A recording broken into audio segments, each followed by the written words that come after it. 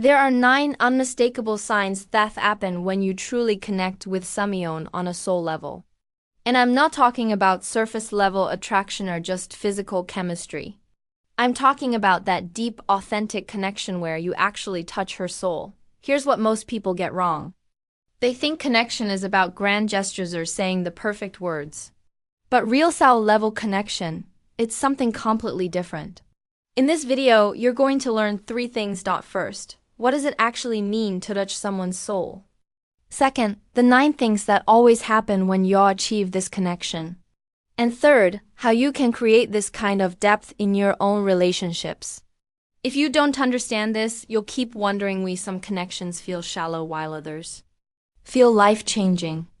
But imagine being able to walk into any relationship knowing exactly how to create that profound bond that most people spend their entire lives searching for. What does it mean to touch her soul? Does it mean to touch her soul? Let me be clear about something. Touching someone's soul isn't about manipulation. It's not about tricks or techniques. It's about genuine connection where you see someone for who they truly are, not what they pretend to be. It's when you connect with their fears, their dreams, their authentic self that they don't show most people. It wasn't until I learned to be vulnerable, to realistic, to see her beyond the surface that things changed. And when they did, these 9 things started happening. Sign number 1, she opens up about her. Sign number 1, she opens up about her deepest fears. Deepest fears. When you took someone's soul, the walls come down. Not immediately, but gradually, she starts sharing things she's never told anyone else. Her childhood wounds, her secret insecurities, the things that keep her up at night. Why does this happen? Because when you connect at a soul level, you create safety. Real safety. Not the kind where she feels physically protected, but the kind where Esh feels emotionally protected. Where Esh knows you won't judge her, won't use her vulnerabilities against her, won't dismiss what matters to her. Sign number 2, she seeks your opinion on things that matter. 2. She seeks your opinion on things that matter. Here's something interesting. When you duck her soul, she doesn't just ask you what you think about surface level stuff. She asks you about the big things, her career decisions, her family situations, her purpose in life. This isn't about her being dependent on you. It's the opposite. It's about her valuing your perspective so deeply that she wants your input on the things that shape her life. She trusts your judgment not just with practical matters but with her heart. And here's the beautiful part. She doesn't always take your advice. Sometimes she goes a completely different direction. But she wanted to hear your thoughts because your opinion matters to her soul, not just her mind. Sign number 3, she remembers the sign. The Forger 3. She remembers small details. You share small details you share. Pay attention to the Sony. When someone's soul is touched, they remember everything. Not because they're trying to, but because they genuinely care. She remembers that story you told about your childhood pet. That random comment you made about your favorite season. That vulnerability Yao showed 3 months ago when you talked about your fears. Why? Because when you took someone's soul, you became significant. Not just important, but significant. There's a difference. Important people fill a role in your life. Significant people shape who you are and you don't forget what shapes you. Sign number 4. She shows vulnerability without fear. 4. She shows vulnerability without fear. This is huge. Most people guard their vulnerability like it's a weakness. But when you touch her soul, something shifts. She becomes comfortable being imperfect around you. She cry in front of you. She admit when she's wrong. She show you her messy side without trying to clean it up first. Now, she doesn't care if I see her at her worst because I've proven that I love her soul, not just her appearance. And that kind of acceptance is what happens when real connection exists. Sign number 5, she defends you when you're not around. Sign number 5, she defends you when you're not around. Here's a powerful indicator. When you take someone's soul, they become your advocate even when you're not there to hear it. She defends your character to her friends. She stand up for you to her family, not because she's blind to your flaws, but because she sees your heart. She sees your intentions. She sees your soul, and she protects watch values. Sign number 6. She wants Sayu in her future plans.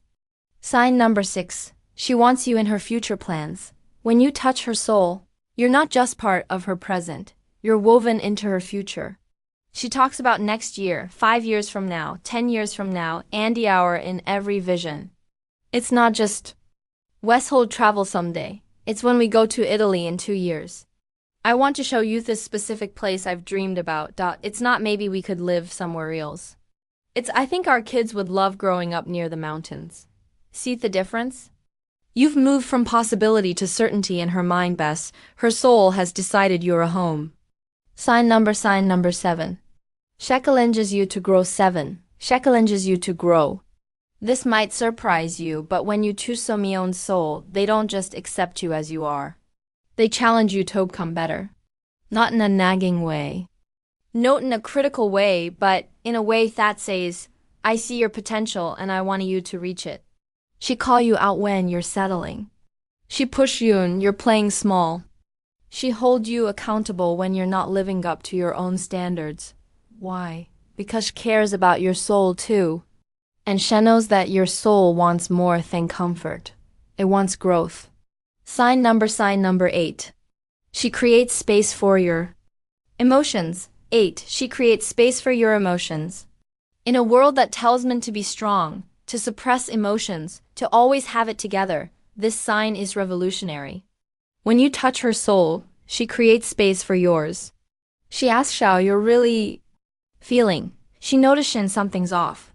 She doesn't just accept, I'm fine, as an answer. She digs deeper because she cares about your emotional world, not just your practical own. And here's what's beautiful. She doesn't try to fix everything. Sometimes just listens. Sometimes she just holds space because she understands that your soul needs to be heard, not fixed. Sign number 9, she chooses you again. Sign number 9, she chooses you again and again and again. This is the ultimate sign. When you touch someone's soul, they don't just love you once. They choose you every single day. Even when you argue, even when life gets hard, even when the initial excitement fades, she wakes up and chooses you. No doubt of obligation, not out of habit, but because her soul recognizes yours. There's the truth about soul connection. Truth about soul connection. Now here's what I need you to understand. You can't force this. You can't manipulate a soul connection. It has to be genuine. It has to be earned through consistency, vulnerability, and authenticity. And here's something even more important. It goes both ways. If you want to touch her soul, you have to let her touch yours. You have to be willing to be seen, to be vulnerable, to let your walls down. This isn't about techniques. It's not about what to say or how to act. It's about who you are when no one's watching. It's about your character, your integrity, your depth. How to create this connection. How to create this connection. So, how do you actually create this kind of connection? Let me give you 3 foundational principles. First, be present. Not just physically, but emotionally. Put your phone down, make eye contact, actually listen, instead of just waiting for your turn to talk. Presence is the gateway to connection. Second, be vulnerable first. Don't wait for her to open up. You lead the way. Share your fears. Admit your mistakes. Show her it's safe to be real with you by being real first. Third, be consistent. Soul connection isn't built in a moment. It's built over time through small, consistent actions that prove you're trustworthy. That you see her, that you value her beyond what she does for you. The relationship game changer. I can tell you that most relationship problems aren't about communication techniques. They're about depth of connection. When you choose Simeon's soul, communication becomes easier. Conflict becomes manageable. Love becomes sustainable because you aren't just connected on the surface. You're connected at the core. So let me ask you, in your current relationship or the relationship you want to build, are you aiming for surface connection or soul connection? Are you trying to impress or trying to connect? Are you showing your representative or showing your soul? Your challenge. Here's my challenge for you this week. If you're in a relationship, have one conversation where you are completely vulnerable. Share some things you've been afraid to share. Ask a question you've been afraid to ask. Create space for real connection. And if you're single, start practicing now with friends, with family, with yourself. Learn to be comfortable with depth. Because when you meet someone whose soul you want to touch, you'll need to know how to let them touch yours.